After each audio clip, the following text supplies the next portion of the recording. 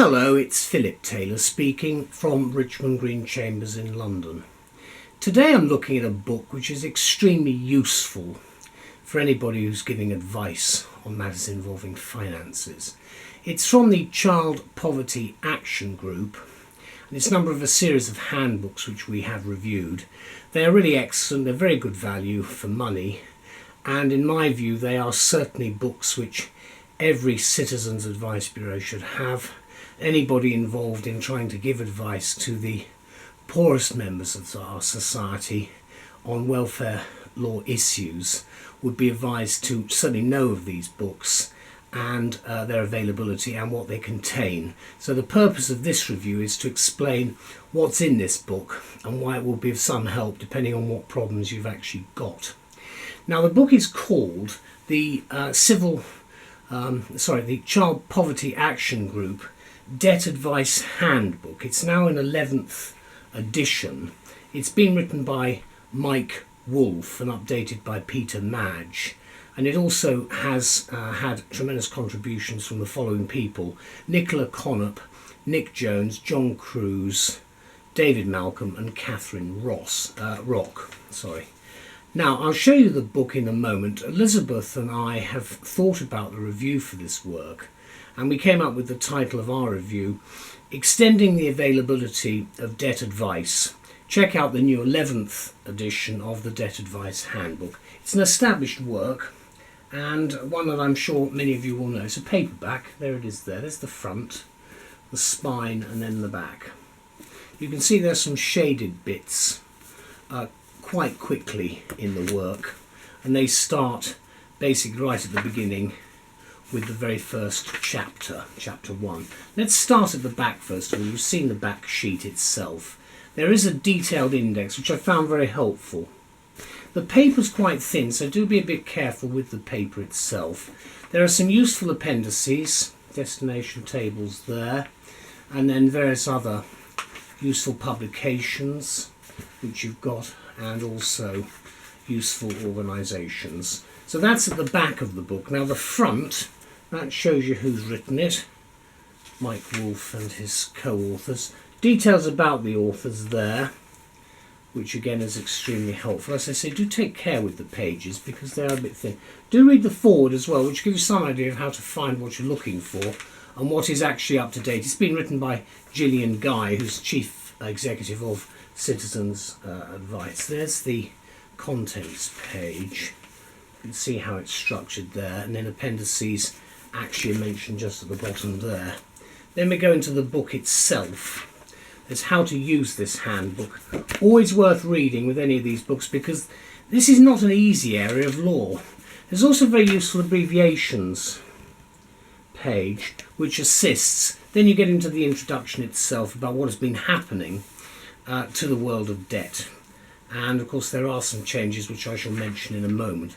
Then we get on from that to what is debt advice, and then the introduction itself of chapter 1, an outline, the advisor as a professional and so on, and then it works all the way through. We've got a large number, actions in the county court for money claims for instance, an important area. As I say, this is a very important book and one that I think most people, if they haven't heard about it so far, certainly should know about it because it's a very important book.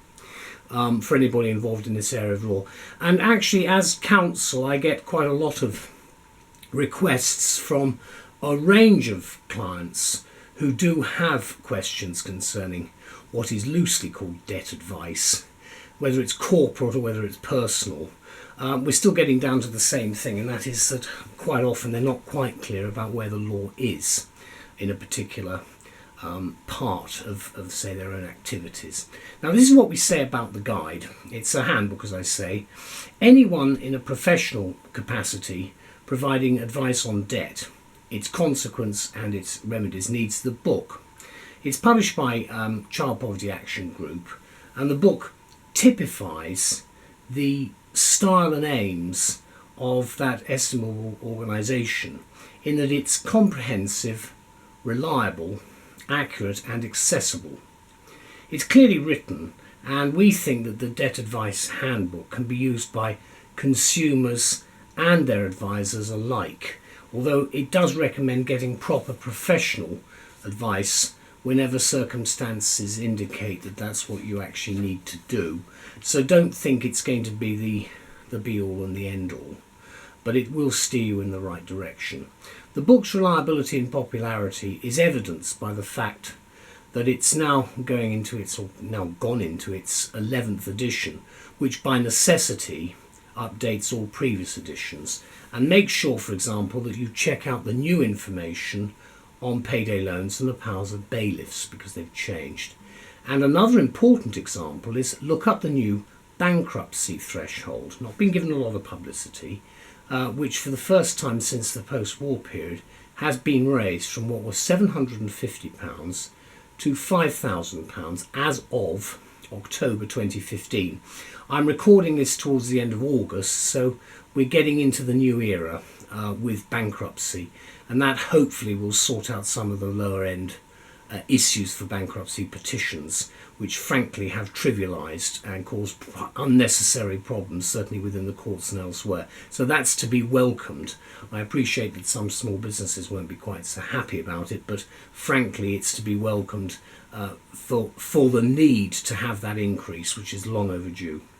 The book's 17 chapters cover the full range of debt-related concerns. Both new and experienced advisors will appreciate that the first 3 chapters, which outline the processes and skills involved in advising clients, from interviewing and negotiating and letter writing to budgeting and implementing appropriate strategies, will give you a good sharp focus on the introduction to this whole area of advice.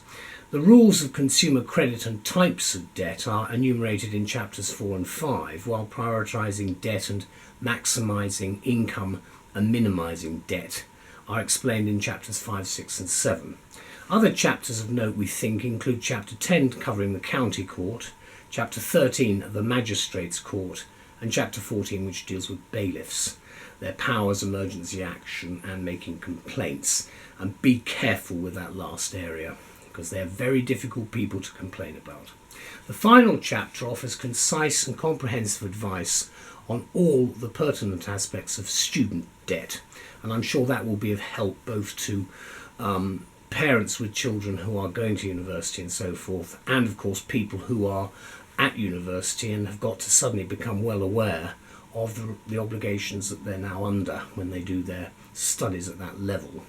Quite justifiably, this compact yet detailed handbook has been referred to, quote, as the most comprehensive guide to the practice and process of money advice in England and Wales. So whether for emergencies or non-emergencies, the advice in this handbook we think is indispensable.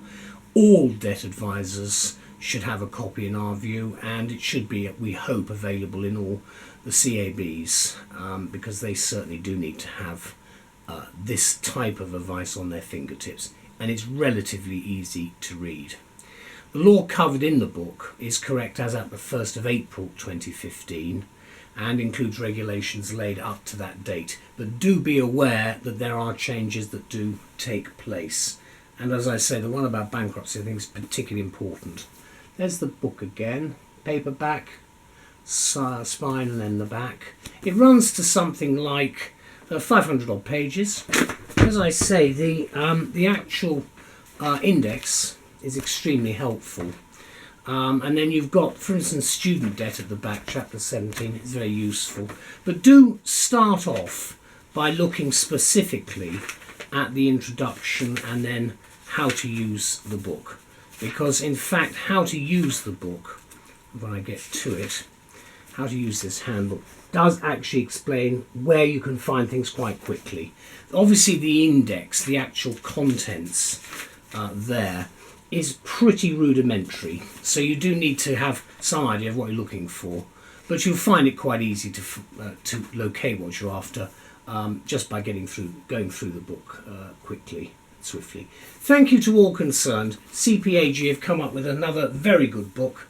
Delighted to say that I think it's first class and just the sort of thing we do need when people come to us initially. Obviously, if the problems are much deeper and more complex, you will need to seek specialist professional advice, but this is the starting point. So I'd like to thank all concerned very much for this excellent new edition. Bye-bye.